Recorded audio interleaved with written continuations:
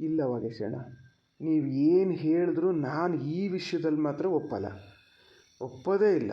ಅದು ಏನಿದ್ರು ನಿಮ್ಮದೇ ಜವಾಬ್ದಾರಿಯಾಗಿತ್ತು.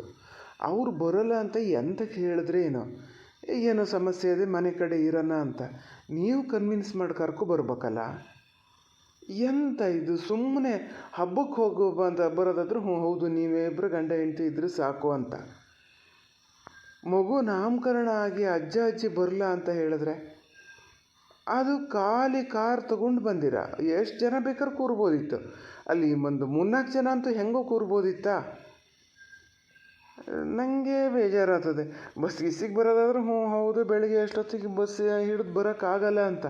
ಅಲ್ಲಿಂದ ಕಾರ್ ಬರ್ತಾಯಿದ್ದು, ಖಾಲಿ ಕಾರ್ ತೊಗೊಬಂದಿರಲ್ಲ, ಅವ್ರನ್ನು ಕರ್ಕೊಬರ್ದೆ. ಏನಪ್ಪ ನಿಮ್ಮ ತಲೆಯಲ್ಲಿ ಅದು ಏನು ಅದೇ ಅಂತಲೇ ಗೊತ್ತಾಗಲ್ಲ ನನಗೆ. ರಾಕೇಶ, ನಿಂಗೆ ಅವೆಲ್ಲ ಸೂಕ್ಷ್ಮ ಅರ್ಥ ಆಗಲ್ಲ, ಸುಮ್ಮನಿರು. ಮೊನ್ನೆ ಬಂದು ನೋಡ್ಕೊಂಡು ಹೋಗ್ಯಾರೆ, ಅಪ್ಪ ಅಮ್ಮ ಇಬ್ಬರು ಬಾಲೆ ನೋಡ್ಕೊಂಡು ಹೋಗ್ಯಾರಪ್ಪ. ಹುಟ್ಟದ ಕಿಲ್ಗೂ ಬಾಲೆ ನೋಡೋಕ್ಕೆ ಬರಲ್ಲ ಅನ್ನೋದಾದ್ರೆ ಅದಾರು ಒಂಥರ ಮನ್ಸಿಗೆ ಬೇಜಾರು ಅಂದ್ಕೋಬೋದು. ಬಾಲೆ ನೋಡ್ಕೊಂಡು ಹೋಗ್ಯಾರೆ. ಇಲ್ಲಿದ್ರೆ ನಮ್ಮ ಅಮ್ಮನ ಜೀವಕ್ಕೆ ಹೇಳ್ತಿರ್ಲ, ಬಂದೇ ಬತ್ತಿತ್ತು. ಇನ್ನೊಂದು 4 ದಿನ ಬಿಟ್ಟು ನಾನೇ ಕರ್ಕೊಬರ್ತೀನಿ. ಒಂದು ಸತಿ ಕಾರಲ್ಲೇ ಕರ್ಕೊಬಂದು ಕಾರಲ್ಲೇ ಕರ್ಕೊಂಡು ಹೋಗ್ತೀನಿ ಬೇಕಾರೆ. ಅದಕ್ಕಾಗಿ ನೀವು ಭಾಳ ಇದು ಮಾಡೋದೇನು ಬೇಡ. ಅಲ್ಲ ಅದರಿಂದ ನನಗೇನು ಸಮಸ್ಯೆ ಏನಿಲ್ಲ. ಆದರೆ ಕಾಣ್ತಾ ಈ ಥರ ಆಗೋದನ್ನ ನೋಡಿ ಸುಮ್ಮನಿರಬಾರ್ದಲ್ಲ ಅಂತ ನಿಮಗೆ ಹೇಳೋದು ಅಷ್ಟೇ. ನಾನು 4 ದಿನ ಬಿಟ್ಟು ಕರ್ಕೊಬರ್ತೀನಿ ಅಂತ ಹೇಳ್ತೀರಲ್ಲ ವಾಗೇಶಣ್ಣ, 4 ದಿನ ಬಿಟ್ಟಾರು ಬರಲಿ, ನಾಳೆ ಬೆಳಿಗ್ಗೆನೇ ಬರಲಿ, ತೊಟ್ಲು ಶಾಸ್ತ್ರ ಮತ್ತೊಂದು ಸರಿ ಸಿಗ್ತದಾ? ಈಗ ಸಣ್ಣ ಪುಟ್ಟ ಕಾರ್ಯಕ್ರಮ ದೈದರ್ಕೆ ಇಂಥವೇನಾರಾದರೂ ಹೌದು, ಸುಸ್ತಾಗಿದೆ, ಬರದೇ ಇದ್ರೆ ನಡೀತದೆ ಅಂತ. ಇದಕ್ಕೂ ಬರದೆ ಯಪ್ಪ, ನನಗಂತೂ ನಿಜ ಬೇಜಾರಾಯ್ತು ಕೇಳಿ ಅವರು ಬರಲ್ಲ ಅಂತ. ರಾಕೇಶ, ನೀನು ಈ ಥರ ಪಿಟೀಲ್ ಕುಯ್ತಾ ಇದ್ದರೆ ನಾನಾರು ಎಂತ ಮಾಡೋದ ಹೇಳಿನಿ. ಅಷ್ಟು ನಮ್ಮ ಅಮ್ಮನೇ ಬರೋಲ್ಲ. ಮೊನ್ನೆ ಅಷ್ಟೇ ಬಂದೀವಿ, ಏನು ತಿಳ್ಕೊತಾರೆ ಯಾರು, ದಿನ ಬೆಳಗಾದ್ರೆ ಹಂಗೆ ಹೋಗ್ತಾ ಇದ್ದರೆ ಬರೋದೇ ಇಲ್ಲ ಅಂತ. ಮತ್ತೇನು ಕೈ ಕಾಲು ಕೊಟ್ಟು ಹೊತ್ಕೊ ಬರೋಕ್ಕಾಗ್ತದನ? ಹೆಂಗೋ ಆತದ ಬಿಡು. ಆತದೇ ಏನು ಆತಲ್ಲ, ತೊಟ್ಲು ಶಾಸ್ತ್ರ ಹಾಗೇ ಹೋಯ್ತು. ಅದು ಒಂದು ಕೆಲಸ ವಾಗೇಶಣ್ಣ, ನಿಮಗೆ ತಲೆ ತುಂಬ ಎಲ್ಲರೂ ಅದಾರೆ, ಹಾಗಾಗಿ ಸಂಬಂಧಗಳ ಬೆಲೆ ನಿಮಗಷ್ಟು ಗೊತ್ತಾಗಲ್ಲ. ನಾನು ನಿಮ್ಮಂಗೆ ಇದ್ನೇನೋ ಆವಾಗ. ಅಪ್ಪ ಅಮ್ಮ ಹೇಳಿದ್ರೆ ಅಷ್ಟು ಸೀರಿಯಸ್ಸಾಗಿ ತಗೋತಾನೇ ಇರಲ್ಲ ನಾನು. ಈಗ ಗೊತ್ತಾಗ್ಯದ ನನಗೆ, ಯಾರೂ ಇಲ್ಲ ನೋಡಿ ನನಗೆ. ಬೇಡ ಬಿಡಿ, ಹೇಳಲ್ಲ, ನಿಮ್ಮ ಮನಸ್ಸಿಗೆ ಯಾಕೆ ಬೇಜಾರು ಮಾಡಬೇಕು. ನಾನೇನಾರು ಹಾಗೆ ಬರ್ಬೇಕು ಬಿಡಿ. ನಾನೇನಾರು ಏನೋ ಈ ಥರದ್ದೇನಾರು ನಾನು ಹಾಗೆ ಬರ್ಬೇಕು, ನಂಗಿಲ್ಲ. ಆದರೂ ದೇವರು ಕೊಟ್ಟಿದ್ದೆಲ್ಲ ಇದ್ದು ನೀವು ಹಿಂಗೆ ಮಾಡ್ಕೆ ಬಂದ್ರಲ್ಲ. ಇನ್ನೊಂದು ಸತಿ ಮಾತ್ರ ಈ ಥರ ಮಾಡಬೇಡಿ ವಾಗೇಶಣ್ಣ. ಇನ್ನೊಂದು ಸತಿ ಹಿಂಗೆ ಮಾಡೋಕ್ಕೆ ಹೋಗಬೇಡಿ ನೋಡಿ. ನಂಗೆ ಗೊತ್ತಿದ್ದಿದ್ರೆ ನಾನೇ ಹೋಗಿ ಕರ್ಕೊಬತ್ತಿದ್ದೆ, ಗ್ಯಾರಂಟಿ. ಮೊದಲೇ ಗೊತ್ತಿದ್ದಿದ್ರೆ. ಮರಯ್ಯ, ಇನ್ನೊಂದು ಸತಿ ನಾ ಕರೆಯೋದೇ ಬೇಡ, ಅವರೇ ಬರ್ತಾರೆ. ಎಲ್ಲ ಜಾಸ್ತಿ ಜನ ಕರೆದಿರ್ತೀವ, ನಮ್ಮ ನೆಂಟರಿಷ್ಟಿಗೂ ಎಲ್ಲ ಕರಿತೀವಲ್ಲ, ಅವಾಗ ಹೆಂಗೋ ಬರ್ತಾರೆ. ಆದರೂ ನೀನೀಗ ಹೇಳಿದ್ಮೇಲೆ ನನಗೂ ಸ್ವಲ್ಪ ಹೌದು ಅಂತ ಅನ್ನಿಸ್ತಾ ಇದೆ ಮಾರೆ. ನಮ್ಮ ಅಪ್ಪ ಯಾವಾಗಲೂ ಈ ಥರ ಮಾಡ್ತಿರ್ಲಪ್ಪ, ಹೋಗ್ತಿದ್ರು. ಇವತ್ತು ಎಂತ ಆತೇನೋ ಒಂಥರ ಎಲ್ಲರಿಗೂ ದೈಮರ್ಸ್ದಂಗೆ ಆಗ್ಯದ ನೋಡು. ಹೇಳೋದು ನೋಡಿದ್ರೆ ಬೇಜಾರಾಗ್ತದೆ ಮರಯ್ಯ. ನಿಜವಾಗ್ಲೂ ಹೌದು, ಯಾವುದೇ ಒಂದು ವಸ್ತುನೇ ಆಗಲಿ ಇದ್ದಾಗಾದರೆ ಬೆಲೆ ಗೊತ್ತಾಗಲ್ಲ, ಕಳ್ಕೊಂಡ್ಮೇಲೆ ಗೊತ್ತಾಗೋದು. ಆದರೂ ಒಂದು ಹೇಳ್ತೀನಿ ಕೇಳ್ಕ, ನಿಂಗೆ ಯಾರು ಇಲ್ಲ ಅಂತ ನೀನು ಅಂದ್ಕೋಬೇಡ. ನಾವೆಲ್ಲರೂ ಇದ್ದೀವಿ, ಎಲ್ಲರೂ ನಿಮ್ಮವರೇ ಆತ. ಸ್ವಂತಕ್ಕೆ ಬೆನ್ನಲ್ಲಿ ಬಿದ್ದರೆ ಇರಬೇಕು ಅನ್ನೋದೇನಿಲ್ಲ. ನಾವೆಲ್ಲರೂ ನಿಮ್ಮವರೇ ಆತ. ಯಾವಾಗ ಏನೇ ಆದರೂ ನನಗೊಂದು ಸಲ ಹೇಳಿಬಿಡು, ನಾ ಅಲ್ಲಿ ಬಂದು ನಿಲ್ಲದೆ ಇದ್ರೆ ಕೇಳು. ಅವಾಗ ಯಾರು ಇಲ್ಲ ಅಂತ ಅದೇನು ಆ ಥರ ಇದು ಮಾಡ್ಕಿತೀಯ ಮರೆ. ನೀ ಯಾವತ್ತೂ ಇಷ್ಟು ಬೇಜಾರಲ್ಲಿ ಮಾತಾಡಿದ್ದು ನೋಡಲೇ ಇಲ್ಲ ಮರೆ. ನಿಂಗೆ ಇವತ್ತೇ ಅಂತ ಆತ ಆಗಿದ್ದು. ಮತ್ತೆ ಎಂತ ಅಲ್ಲ ವಾಗೇಶಣ್ಣ, ನಂಗೆ ಯಾವುದೊಂದು ಇದು ಶಾಸ್ತ್ರ ಎಲ್ಲ ಮಾಡಿಸ್ತಿದ್ರಲ್ಲ, ಅವಾಗ ನಿಮ್ಮ ಅಪ್ಪ ಅಮ್ಮನೇ ಎದುರಿಗೆ ಬಂದಂಗೆ ಆತಿತ್ತು. ಛೇ ಇದ್ದೂ ಇಲ್ದಿದ್ದಂಗೆ ಆತಲ್ಲ ಅಂಥೇಳಿ ಅದೇ ಒಂಥರ ಮನ್ಸಿಗೆ ಬೇಜಾರಾದಂಗೆ ಆಗಿದ್ದು, ಮತ್ತೆ ಇನ್ನೇನಲ್ಲ. ಆಗಲಿ ಮಾರಾಯ, ಇಷ್ಟು ವಿಶ್ವಾಸ ಇಟ್ಕೊಂಡಿಯಲ್ಲ ಅದೇ ಹೆಚ್ಚು.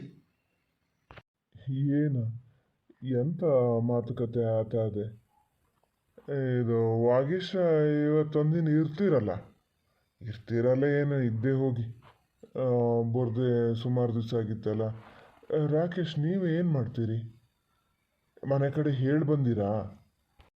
ಇಲ್ಲಪ್ಪ, ಎಂತ ಬರದೆ ಸುಮಾರು ದಿವಸ ಆಗಿದ್ದು. ಮೊನ್ನೆ ಬಂದು ಹೋಗಿನಲ್ಲ.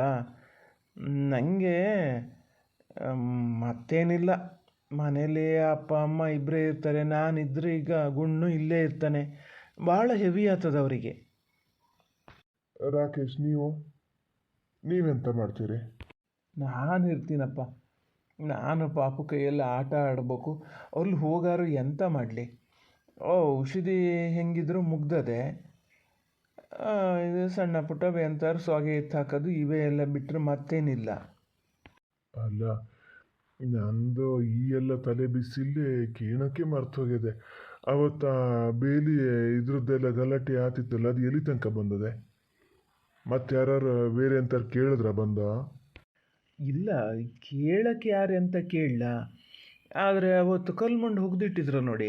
ಎಷ್ಟು ಸತಿ ಹೇಳ್ತಿದ್ದೀನಿ ಅದನ್ನು ಕಿತ್ತು ಬೇರೆ ಕಡೆ ಹಾಕ್ಕೊಳ್ಳಿ, ತೊಗೊಂಡೋಗಿ ನೀವು ಇಲ್ಲಿ ಇಡಬೇಡಿ ಅಂತ. ಕೇಳೋದೇ ಇಲ್ಲ. ಅದು ಹೆಂಗಿದ್ರು ಬೇಕಾಗ್ತದಲ್ಲ ನಮಗೆ ಮುಂದಕ್ಕೆ.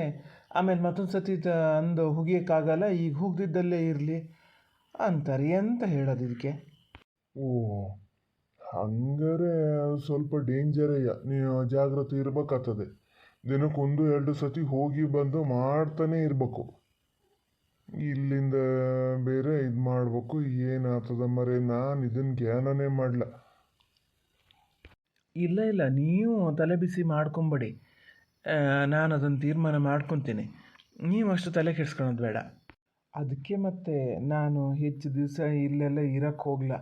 ಅವ್ರ ಕಡೆಗೆ ನಾನು ಹೋಗೋರೊಳಗೆ ಬೇಲಿ ಮಾಡಿದರೆ ಎಂತ ಮಾಡೋಕ್ಕಾಗ್ತದೆ? ಅದೇ ಆದ ಪ್ಲ್ಯಾನ್ ಮೇಲೆ ಅವ್ರು ಕಲ್ಲು ಮುಂಡು ಕೀಳಲ್ಲ. ನಾನು ಕರೆಕ್ಟ್ ಕಡ್ಡಿ ಇಟ್ಟು ಗುರ್ತ ಮಾಡಿಟ್ಟು ಬಂದೀನಿ. ಅವನ ಹತ್ರ ಹೇಳಲ್ಲ ಅಷ್ಟೇಯ. ಓಹೋ, ಕಡ್ಡಿ ಈ ಮಳೆಲೆಲ್ಲ ಎಲ್ಲಿ ನಿಲ್ತಾವೋ? ಆದ್ರೆ ಇಷ್ಟೊಂದು ಆಗ್ಯದಲ್ಲ. ಮಾಡೋಣ. ಯಾರು ಎಲ್ಲಿ ಬಂದು ಎಂತ ಮಾಡ್ಯಾರೆ? ನೀವು ನನ್ನ ಹತ್ರ ಎಂತ ಹೇಳೋದು ಇಲ್ಲ. ಮಾವ, ನೀವು ಹಾಗೆ ಮಾಡಿದ್ರಿ, ಪೂರ್ತಿ ಗುಟ್ಟು ಮಾಡಿರಿ. ರಾಕೇಶ್, ನೀನು ಎಂಥ ಜನ ಮಾರಯ್ಯ. ಆಮೇಲೆ ಎಷ್ಟು ಸತಿ ಸಿಕ್ಕಲ ನಾನು ಪೇಟೆಯಲ್ಲಿ? ಒಂದು ಮಾತು ಹಿಂಗೆ ಅಂತ ಹೇಳ್ದನ? ಅದು ಯಾರದು ಬಂದು ಬಲಿ ಬಿಡಿಸಿ ಬಿಡ್ತಿದ್ನಲ್ಲ ನಾನು. ಈಗಲಾರು ಹೇಳು ನೀನು. ಯಾರು ಹೇಳು, ಬರ್ತೀನಿ. ಓಕೆ, ಎಷ್ಟು ಇದದೆ ನೋಡ್ತೀನಿ ನಾನು. ಈಗಲಾರು ಅಷ್ಟೇ, ಏನಾದ್ರು ಸ್ವಲ್ಪ ಇದಾಗಿಬಿಟ್ರೆ ನಂಗೆ ಒಂದು ಫೋನ್ ಹೊಡಿ ನೋಡು. ಮತ್ತು ಅವರು ಯಾವತ್ತೂ ನಿನ್ನ ಸುದ್ದಿ ಹೇಳಬಾರ್ದು, ಆ ಥರ ಮಾಡಿ ಕೈ ಬಿಡ್ತೀನಿ. ಇಲ್ಲ ಇಲ್ಲ, ಆ ಥರ ಏನಿಲ್ಲ. ಸ್ವಲ್ಪ ಅಷ್ಟೇ. ಈಗ ಮೊದಲಿಂದ ಬೇಲಿ ಹಾಕಿದ್ದು ತೆಗೆದು ಅದರಲ್ಲಿ ಸ್ವಲ್ಪ ಅವ್ರದ್ದು ಅನ್ನೋದು, ನಾನು ಆಗಲ್ಲ ಅನ್ನೋದಷ್ಟೇ, ಮತ್ತೇನಿಲ್ಲ. ಅಲ್ಲ ಮರೆ, ನಿಂದು ಒಳ್ಳೆ ಕತೆ ಆಯ್ತಲ್ಲ, ಮತ್ತೇನಿಲ್ಲ ಅಂತ ಎಷ್ಟು ಸಲೀಸಾಗಿ ಹೇಳ್ತೀಯಲ್ಲ. ಇದರಿಂದನೇ ಶುರು ಆಗೋದು ಗೊತ್ತಾನು. ಸಣ್ಣಕ್ಕಿರೋಷ್ಟೊತ್ತಿಗೆ ಅವನ್ನೆಲ್ಲ ಸಮ್ ಮಾಡ್ಕೆ ಬಿಡ್ಬೇಕು. ಈಗ ಒಂದು ಕೆಲಸ ಮಾಡೋಣ, ಹೋಗೋಣ ಇಬ್ಬರು. ನೀನು ಬಂದುಬಿಡು, ಬರ್ತೀನಿ. ಏನು ಎತ್ತ ಅಂತ ಅಲ್ಲೊಂದು ವಿಚಾರಿಸ್ಬತ್ತೀನಿ. ಜನಕ್ಕೆ ಸ್ವಲ್ಪ ಹೆದರಿಕೆನೇ ಇರ್ತದೆ ಯಾರು ಹೀಗೆ ಬಂದು ಹೋಗಿ ಮಾಡ್ತಾ ಇದ್ದರೆ. ಬೇಡ ಬೇಡ ಬೇಡ, ಈಗ ನಾನು ಹೋಗಿ ಅಲ್ಲಿ ಸಣ್ಣಕ್ಕೊಂದು ಮಾತುಕತೆ ಎಲ್ಲ ಮಾಡಿ ಬಂದೀನಿ. ಗುರ್ತನೂ ಹಾಕಾಗಿದೆ. ಇನ್ನು ಈ ಸತಿ ಒಂದು ಇದನ್ನು ಕೊಡ್ಸಿದ್ರೆ ಸಹಿ. ನಾನು ಅವತ್ತೇ ಜ್ಞಾನ ಮಾಡ್ತಿದ್ದೆ, ಈಗಂತೂ ಅದು ಮಾಡಲೇಬೇಕಾಗಿ ಬಂದದೆ. ನೀವು ಹೋಗಿ ಕೇಳಕ್ಕೆ ಹೋಗ್ಬೇಡಿ, ಕೇಳಕ್ಕೆ ಹೋಗಲೇಬೇಡಿ. ಮೊದಲೇ ಗ್ರಾಚಾರ ಸರಿ ಇಲ್ಲ. ಇಲ್ಲ ಇಲ್ಲ, ಹೋದರೂ ನಾನು ಹಂಗೆ ಗಲಾಟೆ ದೊಂಬಿ ಎಲ್ಲ ಮಾಡೋಕ್ಕೆ ಹೋಗಲ್ಲ. ಒಂದು ಅದೇ ಜನಕ್ಕೊಂದು ಹೆದರಿಕೆ ಇರಲಿ, ಇವ್ರ ಕಡೆನೂ ಆದರೆ ಬರ್ತಾರೆ ಅಂತ ತಿಳ್ಕೊಂಡ್ಲಿ ಅಂತ ಅಷ್ಟೇ. ಅಲ್ಲ, ಒಂದಕ್ಕೆ ಹೇಳ್ಬೇಕಂದ್ರೆ ಜನಕ್ಕೆ ಒಂಥರ ಹೆದರಿಕೆ ಕಮ್ಮಿ ಆದರೆ ಏನು ಬೇಕಾದ್ರೂ ಮಾಡಿದ್ರು ನಡೀತದೆ ಅಂತ ಬಂದು ಹೋಗಿದೆ. ಏನಾದ್ರು ಸತ್ಕೊಂಡ್ಲಿ ನಮ್ಮ ತಂಟಿಗೆ ಒಂದು ಬರದೇ ಇದ್ರೆ ಸರಿ, ಅಷ್ಟೊಂದು ಜಾಗೃತಿ ಮಾಡು. ಹ್ಞೂ, ಹಂಗಾರೆ ನಾನು ಹೊರಡ್ತೀನಿ ಈಗ. ಗುಂಡು ಎತ್ಲ ಹೋದ. ಅವನಿಗೊಂದು ಕೆಲಸ ಮಾಡಿ ಯಾಕೆ ಬೇಜಾರಾಗಲೇನ, ಪ್ರತಿ ಸತಿನೂ ಅವನೇ ಇದು ಮಾಡೋದು. ಗುಂಡ ಅಲ್ಲಿ ದೊಡ್ಡ ದೊಡ್ಡ ಪಾತ್ರೆ ಎಲ್ಲ ಇದ್ವಲ್ಲ, ಅವನು ತೆಂಗಿನ ಸಸಿ ಬುಡಕ್ಕೆ ಹಾಕ್ಕೊಂಡು ಅಲ್ಲೇ ತೊಳಿತಾ ಇದ್ದಾನೆ. ಅವನಿಗೆ ಒಂದು ಏನು ಕೆಲಸದ್ರಾವೋ ಏನೋ ನಂಗಂತೂ ಗೊತ್ತಾಗಲ್ಲಪ್ಪ. ಹ್ಞೂ, ಅವ ಹಂಗೆಯ, ನಮ್ಮ ಮನೇಲಾದರೂ ಹಂಗೆಯ. ಎಂಥದಾರು ಒಂದು ಕೆಲಸ ಮಾಡ್ತಾನೆ ಇರಬೇಕು. ನಾನೇ ಬೈತೀನಿ, ಸ್ವಲ್ಪ ಹೊತ್ತು ಕುತ್ಕೊಳ್ಳೋ ಮರೆಯ ಅಂತ. ಅವನ ದಸೆಯಿಂದ ಎಷ್ಟೋ ಸತಿ ನನಗೂ ಬೈಸೇನೆ. ಹಾಗೂ ಹಿಂಗೂ ಅವನಿಗೆ ಇವತ್ತು ಮನೆಗೆ ಹೊಲ್ಡೋ ಅಭ್ಯಾಸ ಇಲ್ಲ ಅಂತ ಕಾಣ್ತದೆ. ಅದಕ್ಕೆ ಎಲ್ಲ ಇದು ಮಾಡ್ತಾ ಇದ್ದಾನೆ. ನಿಧಾನದಿಂದ ಅಲ್ಲೊಂಚೂರು ಹೇಳಿ, ಏನೇ ಮಾಡಿದ್ರು ಹೋಗೋದಯ್ಯ, ಆದಷ್ಟು ಬೇಗ ಕೆಲಸ ಮುಗಿಸು ಅಂತ ಹೇಳಿಬಿಡಿ. ನೀವು ಹಂಗಾರೆ ಇವತ್ತೇ ಹೋಗ್ತೀರಾ? ಗುಂಡು ಎಂತ ಮಾಡ್ತಾನೆ ನಮ್ಮರ. ಒಂದು 4 ದಿವಸಕ್ಕೆ ಗುಂಡ ಇಲ್ಲಿದ್ದರೆ ಮನೆ ಕಡೆ ನಿಮಗೆ ಇರೋಕ್ಕಾಗ್ತದ? ಎಲ್ಲರೂ ಮೇಲೆ ಹೊತ್ತಿಗಿತ್ತು ಇದು ಮಾಡೋಷ್ಟೊತ್ತಿಗೆ ನಾವು ಯಾರು ಎಂತ ಕೇಳಕ್ಕೆ ಹೋಗಲ್ಲ. ಒಂದು ಲೋಟ ನೀರು ಕೊಡೋದೇ ಅವ್ರ ಮಗಲಾಗಿರ್ತದೆ.